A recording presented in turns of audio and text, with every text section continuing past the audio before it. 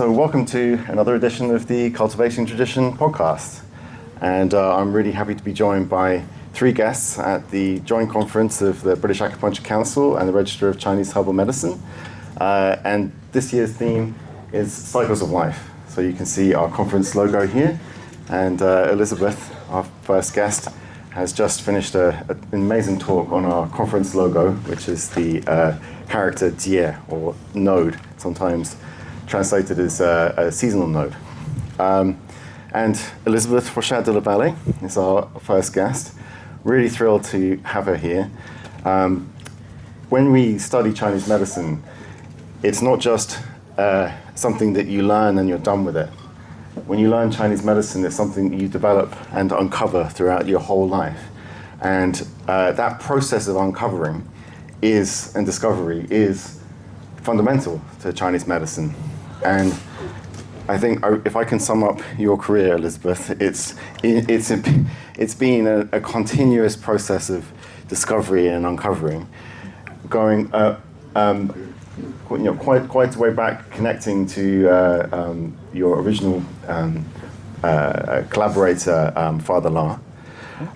And this has provided an incredible foundation for all of our education. I don't think there's anyone in this room who hasn't been touched by the work of Elisabeth and Father La. That's the praise over now, okay? The depth of understanding is incredible. So, of course, I have to take the opportunity. So some of you may know that in Chinese medicine and in Chinese culture, there's a 60-year cycle.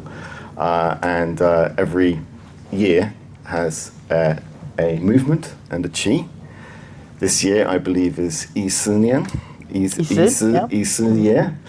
I wonder if you could just tell us a little bit about this year and Yi Si. It is not really. It's because you did not tell me that you will ask this question, this precise question.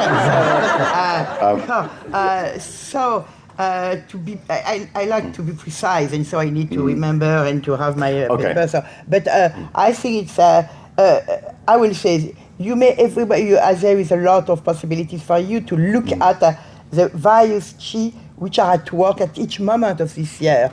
Now, what I want to say is to see that what I already said, that there is a pattern of heaven and what happened on earth. And that it's exactly as in the Book of Chant. So nothing is predetermined. So, for instance, it's the same thing. We know that the spring will come, and that the spring will come while the 21st of March, when we know that it will not be the 21st of March, or exceptionally. So, and it is the same thing when we look at the year and all this qi, they come, but they will come as they come. So we cannot say this year will be this and that. As when you have, when you look at the Book of Change, when you have an hexagram, it doesn't tell you that will happen to you.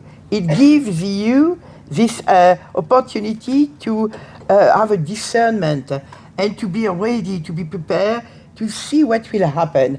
After that, you have to consider how it is happening. For instance, a Shaoyang will come. So, but how it will come? It will come strongly or weakly or just in the middle, and meeting with the other qi, which themselves will manifest them either strongly or not. So we have always to take really the pattern and to be inspired by, to be prepared by them, but not as a way of the bitter control, you know. So not the way to say the patients, they must be like that. No, they will be as their reaction to the qi as it is manifested on earth. And then never forget that we are human beings between heaven and earth. We are not only in a time of heaven, but in a space on earth. And we have also all the qi of our surrounding, and we have our own way to build how we react and adapt. So it's when we speak of the calendar, we always have to put all the information that are everywhere in this perspective. So, and of course, the prevention. So it's exactly as in the martial art. what is the best prevention? To be prepared to a specific thing. I may be prepared, of course, if I have in my family a history of uterus cancer or of heart stroke or whatever. I may have a special attention to that, but just like that, because it's me. I have my ancestor, but I am not my ancestor, even if I am also expression of them, both together. But what I mean is that the best prevention is certainly to be ready to anything that will happen. So, as in the martial art, if you want to anticipate the movement of the other, you are lost, because even if it takes you 1 second to realize that it is exactly what you have anticipated and that now it is a reaction, it will be too late. So, if you do not anticipate but you are ready, as the old master in the old Hong Kong karate movie, so sure, you just react as it is. Of course, it's a long training, perhaps 120, 150 years to start with, sure. But it is only, as I say, it's the ideal prevention, and not to focus on something specific, but to be ready to everything what will happen, as it will happen, of course, with specific attention to this or that, for instance, to the history of heart stroke in my family, or to this chi which will come at that time, this might be, if it comes strong, yeah, we will be prepared to have this kind of thing, But at the same time, really to empty oneself, or else to be ready for everything what can happen. So. I think that Su Wen Chapter 2, Shang Yi Zhi Wei Bing, is it means the upper class of doctor will treat the illness that's not yet manifested. And that's right at the beginning of the Su Wen. And I think it's a huge challenge, isn't it? Because nurturing life is the basis of medicine and must remain the basis of any medicine worth this name. Any medicine has to be first preventive and second, nurturing life first. Wonderful. Thank you, Elisabeth. So I'll move on to Yair Maimon, who is a long-standing practitioner and has done fantastic work with cancer care, and also is the current president of the European Traditional Chinese Medicine Association. And Yair, this conference is about cycles of life. And the passing of the torch between generations is key for us to continue as a community, and that's the passing of the cycles. And there's been a long-standing member of our community who's really contributed an enormous amount, Mark Bovey. And Mark's going through a few health challenges at the moment, but what's really incredible is the work that he's actually doing with you at the moment. And I wonder if you can tell us a little bit about what you've been working on and producing with Mark. Well, thank you for the opportunity, and I think definitely the British community owes a lot to Mark. And he's one of these remarkable people that is always genuine, honest, I can say egoless, which is very rare, but in the same time clever and exact. And it's been a real bridge between the West, the science, and the ancient medicine. I would say ancient science, and I'll reflect later to what Elisabeth talked. It is a science. It is a precise science. We just have to perceive it like this. So I was fortunate to collaborate with Mark on a book, The Evidence-Based of Oncology Acupuncture. I have here a mock-up copy with some chapters already installed. And I'll pass it to Mark as well. It's been amazing to work with him, as I think you all experience if you work with Mark. He always stays in your heart, So that's, for me, definitely, it's not just the work, it's the work with somebody that it's really heart to heart in between the lines. So it's always easy to work with. It's been 2 or 3 years with Mark and 2 or 3 years prior to that, so it's like a 6 years project. It will be available soon. By the way, it preceded another book which I was lucky to write with late Giovanni Maciocia about herbal medicine and cancer. And as we said, we owe a lot to Mark and to this beautiful person, and I'm very lucky to work with him here and in the ETCMA also. We have a research task force, which you are all welcome to. Thank you, a few words. Mark has given a huge amount to the British Acupuncture Council, and you might know him from his work in ARC and from all the website fact sheets. I just think we just give him a nice round of applause for Mark. And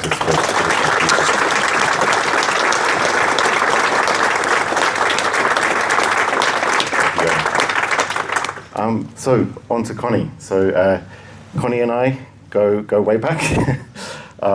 We actually work out at the same clinic. Conny was the previous CEO of the RCHM as well, so I worked together when I was with her when I was the president. But Conny's real passion is Chinese medicine. And one of the things that I've really admired about Conny is her dedication to developing as a practitioner, and just seeing your development's been really fantastic. And one of the things that really marks out how I've seen you develop and your approach is how you finally tune your treatments to the needs of the individual who comes in. And that will inform part of your talk this weekend, because you could be talking about how you adapt things. But how has that clinical experience informed your understanding of how the cycles of life affect our health and disease and the patients you see? Thank you, Alex. I think this is such an important question, actually, such a great question to be asking. Chinese medicine is all about change. It's based on the I Ching. So we're all about seeing change in front of us, understanding where change is coming from, and also seeing where change is going. I'm going to hold it like this. And also seeing where change is going, being able to predict maybe where change could go. And then as practitioners, our role will be to see, well, can we nudge that change and see whether the change could be going somewhere else? And the ancients really left us this really great map of how we can understand change, how we can look at this framework, and that's this idea of yin and yang, this constant expansion and contraction that we have around us on all those cycles of life and all those different scales. And the more we can understand that, the more we can really take that into our practice and work with it. And it's really interesting for me that in Su Wen, chapter 1 of the Su Wen, we have this description of the cycles of life. The cycles in women, we're talking about the 7-year cycles, in men it's about the 8-year cycles. And overall, we have this great depiction of what happens to us during our life, with this growth of qi and blood at the beginning, this flourishing of us, and then this contraction, and over time, let's say, decay, for lack of better words. We kind of slowly get older and disappear. Happens to all of us. And it's really interesting that they put that into chapter 1, so the very beginning of the simple questions of what's the most fundamental part of our medicine is this idea that we go through a cycle of life. So what does that mean for us as practitioners? Because I'm very much a practitioner, as Alex said, and I like to bring everything back to the practice and what it means for us in practice. So certainly, I very much like to look at the qi and blood of the patients in front of me these days. I don't treat Western diagnoses. I don't treat patterns. I treat people.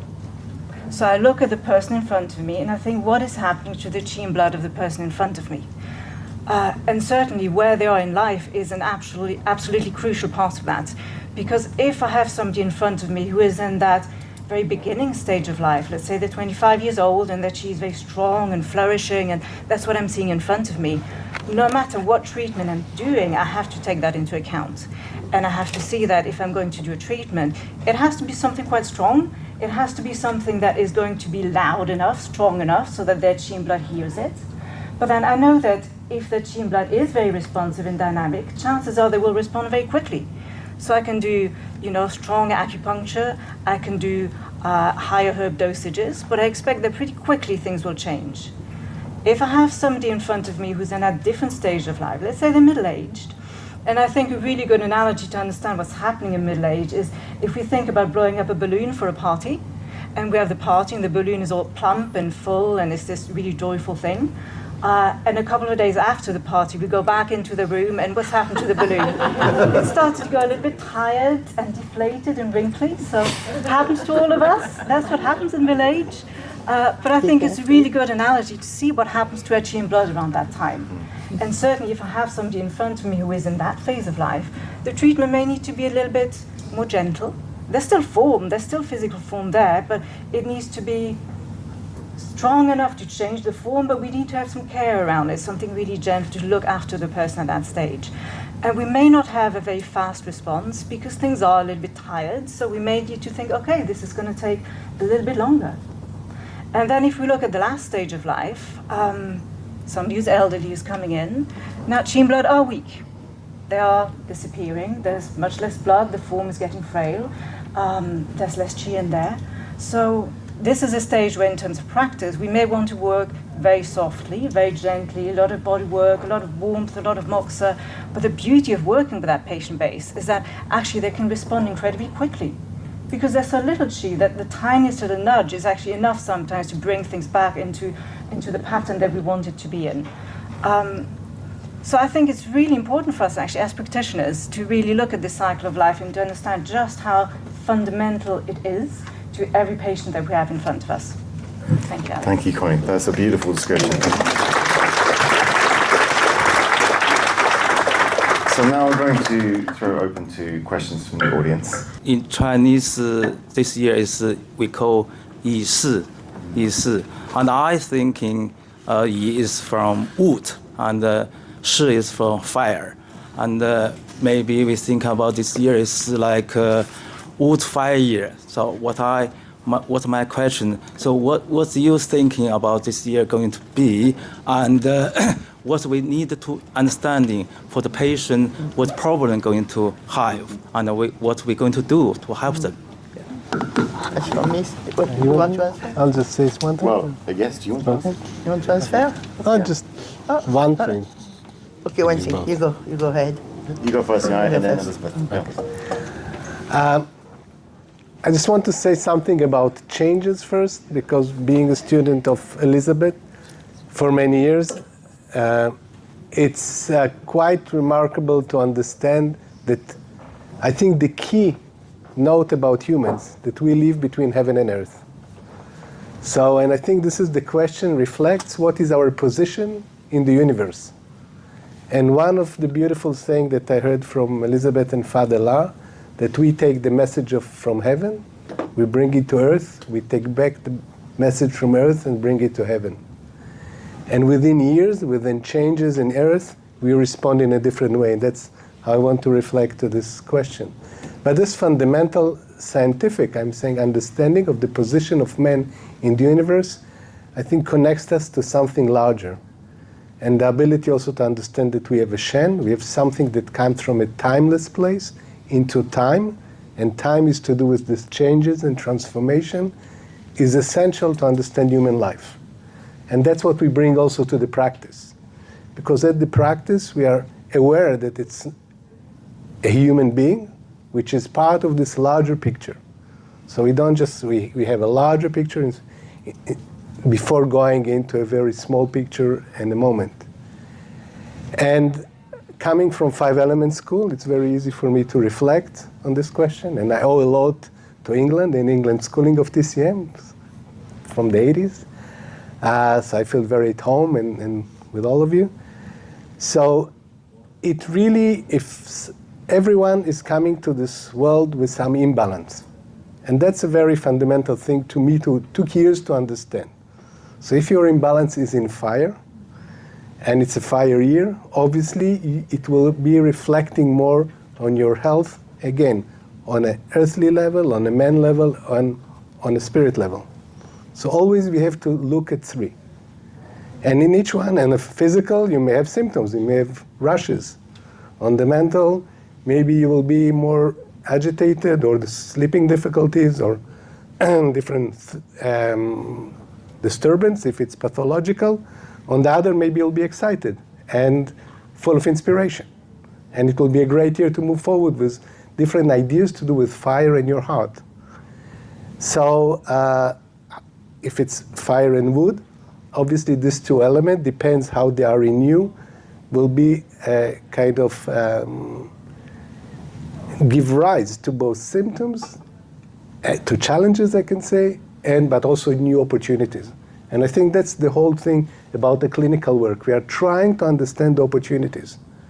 We are seeing the challenges, that's why people are coming with us.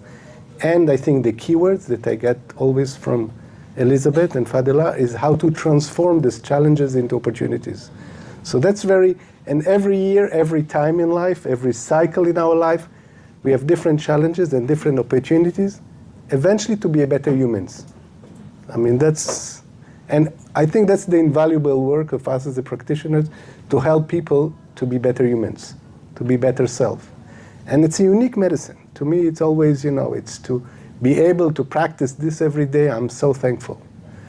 So that's just to add to this. The sun started shining when you said that earlier. It's very nice. Can you hold both? Oh, yeah, just to answer the question. And I will answer only from the point of view of what we may call the medical calendar. Because there is also, as always, there is several possibilities to look at something, and one of the main features also of the best of the classical Chinese thought is that to think one way doesn't exclude the other way to think. And we have a tendency in the West to exclude the other more. I do not say that there is no Chinese excluding the other, but there is a tendency that we may adopt one approach, but for instance, a 5-element approach, but this approach doesn't exclude the other one, or even for the same practitioner, if it fits rather better with, for instance, the case that I have with me right now. So it's it's normal to have several approaches, and for instance, if you are in agriculture, to have also a calendar of the year, but which will be for the agriculture. Doesn't exclude the one for medicine and so on, or a popular one. So there is several aspects of the almanac, of a calendar, and so on. So I will answer only concerning what we have in this, mainly in this chapter of the Sowen, by the end of the Sowen, on what I call the medical calendar. And so each year will have an element, yes, and this element will cover the whole year, and bringing a specific quality of qi, which is always there, more or less, of course. So, and then after that, we will have 2 parts of the year, Shangxia, so Qian, Zai Qian, a qi which will in command, or which will be prevalent in the first 6 months, in the first part of the year, and another one which will prevail in the second part of the year. Then, with all of that arriving as it arrives, we will have also 2 different things. We will have the unfolding of the cycle of time, which is regular from the earth and heaven, and following the sequence of the season, for instance, on Earth, following a given pattern of succession of qi coming from heaven. So, all of that these 2 things not changing along a year, from one year to another one, it is constant. So, and then we will have each, if you divide the year in 5 periods, we will have the value of a specific qi, a qi of an element, which will prevail, but changing according to each year, to the cycle of year. And then, which is perhaps very important, clinically speaking, we will have, on the year divided in 6 parts, 1 qi, 1 yin or yang qi, tai yin, shao yin, tai yang, shao yang, tui yin, yong ming, qi, which will prevail also in changing every year. So, at each moment of time, we will have to consider what is the qi overall, the qi of the element covering the whole year, the qi, Taiyang, Shaoying, or whatever, covering the half of the year in which we are, the qi which are the stable qi of the unfolding of time on earth and from heaven for every year, and the specific chi coming from earth and coming from heaven in the time that where we are. So, sure. And that, of course, in a constant evolving and transformation and change. And that, for instance, the chi which comes as a guest, as a visitor or guest from heaven, changing according to the cycle of year, is quite important because it may be or not aligned with the chi of the season, with the other chi, with the chi of the element of the year, and so on. So, and it's the reason why, for instance, clinically it is there is a great importance. So, sure. And for how it comes, when it comes, which kind of strength, and of course, as I said, where on whom it comes. So. Thank you, Elisabeth. Okay. Absolutely. It's real mastery. So just for time, that's all we have time for today. But thank you for tuning in to this edition of the Cultivating Tradition podcast. We're going to go after the conference, but I hope you join us for a future episode.